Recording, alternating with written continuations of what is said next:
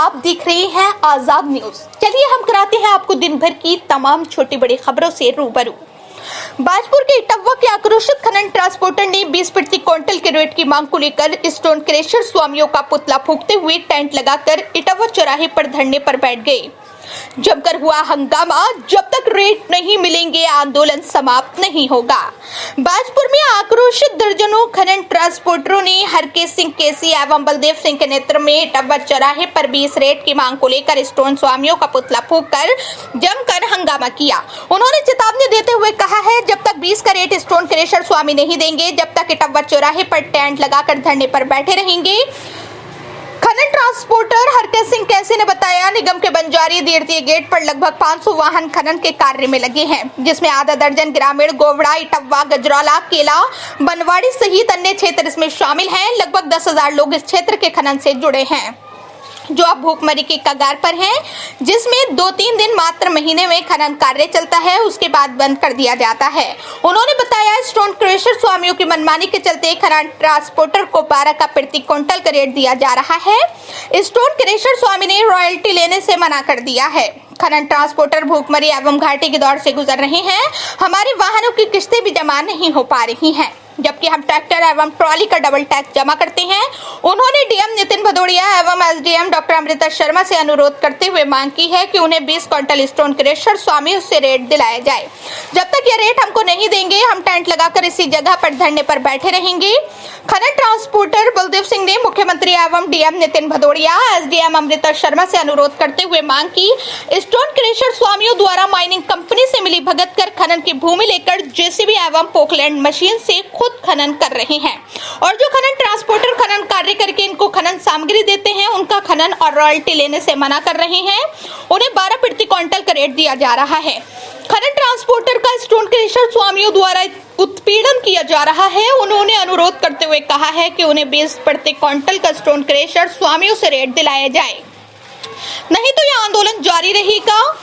खनन ट्रांसपोर्टर जसपाल सिंह ने कहा, हमारी किसी स्टोन क्रेशर स्वामियों से कोई दुश्मनी नहीं है, लेकिन खनन ट्रांसपोर्टर का उत्पीड़न न किया जाए, उन्हें 20 प्रति क्विंटल का रेट दिया जाए, वरना इस क्षेत्र में हम खनन किसी भी कीमत पर खनन नहीं चलने देंगे, और जब तक हमें रेट नहीं मिलेगा, हम आंदोलन अपना जारी रखेंगे। जारी द्वितीय गेट है, यहाँ से लगभग 10 किलोमीटर दूर है, जो कि इस क्षेत्र में लगभग 16 क्रेशर आते हैं, जो कि उस कांटे से ये रिन्यूअल कराते हैं कि हम आपकी रॉयल्टी गेट की लेंगे। वन विकास निगम और वन विभाग का संयुक्त रूप से एक कांटा लगा हुआ है बंजारी द्वितीय पर, जो कि जब ये मतलब कि रिन्यूअल होता है इनका, तो वहाँ से एक लेटर डीएफओ ने जारी करता है और डीलम के वहाँ से हम रॉयल्टी लेंगे और तभी इनका क्रेशर रिन्यूअल होता है। लेकिन ये माइनिंग कंपनी से मिली भगत करके और कहीं की रॉयल्टी लेके हमारे बंजारी द्वितीय गेट की नहीं ले रहे हैं, और ये माइनिंग कंपनी से मिली भगत करके ये रॉयल्टी ले रहे हैं, बल्कि बंजारी गेट से माइनिंग गेट तक और मानकी गेट तक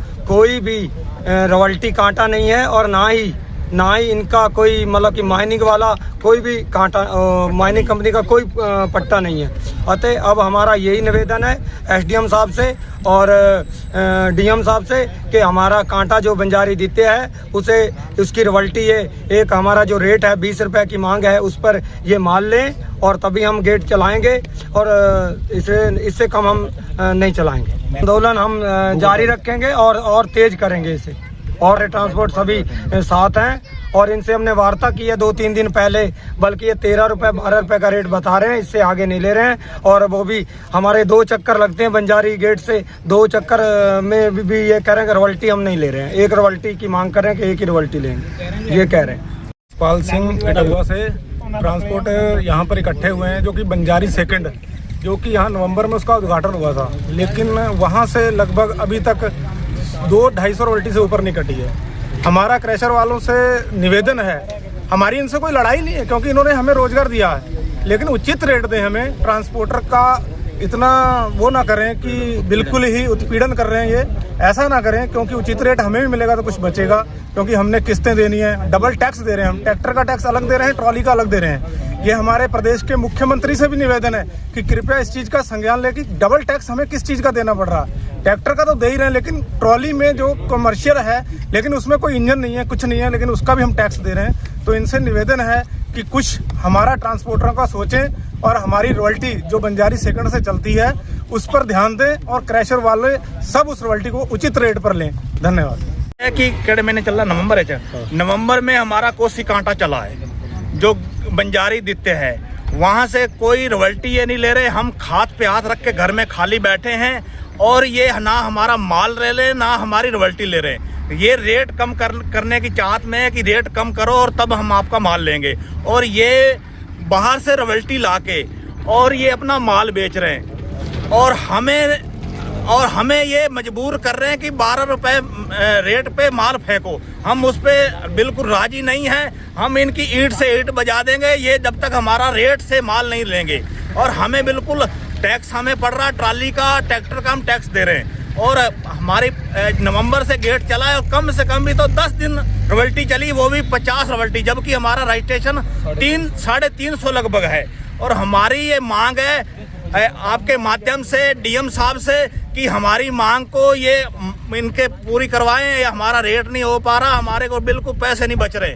हमें कुल 200 रुपये प्रति चक्कर छोड़ रहा है, तो इसलिए हम नहीं चलाएंगे। ट्रांसपोर्टर सारी भुखमरी के कगार पर है। हमारी बच्चों की फीस तक नहीं जा पा रही है और ना ही हम कई रिश्तेदारी पे जा पा रहे हैं।